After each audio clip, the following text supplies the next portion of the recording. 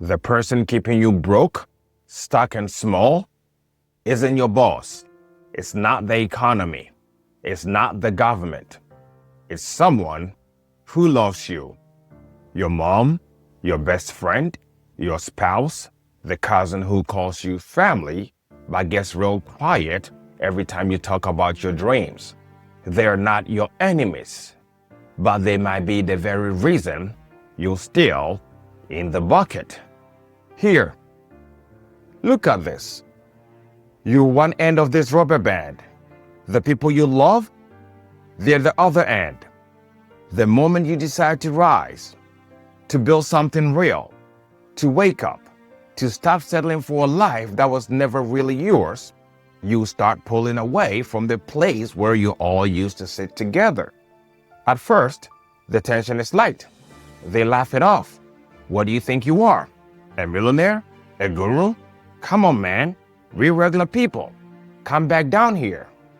And maybe you hesitate. Maybe you come back down for a little while. But something in you keeps pulling. And the further you stretch into your truth, the harder the pull gets. The voices get louder. The guilt gets heavier. The tension becomes almost unbearable. Psychology calls this the crab mentality. One crab in a bucket, it climbs out. No problem. Put a dozen crabs in that same bucket. The moment one tries to escape, the other reaches up and drags it right back down. Not out of hatred, out of fear. Because your ascent holds a mirror to their stagnation. Your courage exposes their surrender. They are terrified that if you grow, you will leave them behind. So out of a twisted, unconscious form of love, they pull you right back into the bucket. I'm not guessing. I've been there.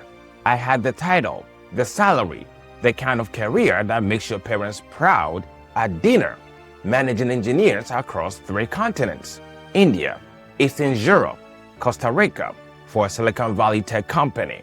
On paper, I had made it, but inside, I was dying.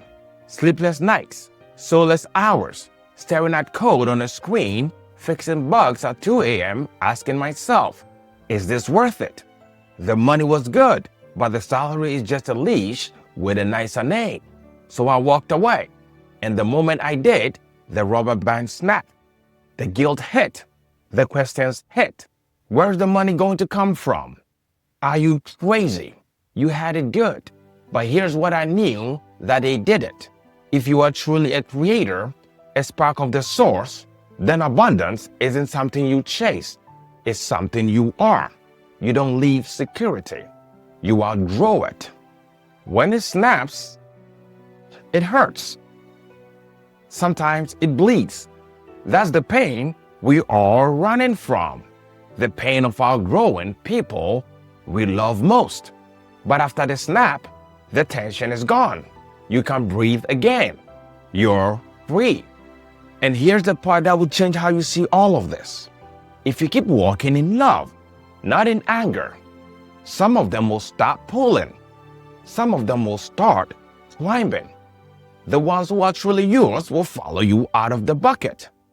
Don't fear the snap. Fear staying in the bucket.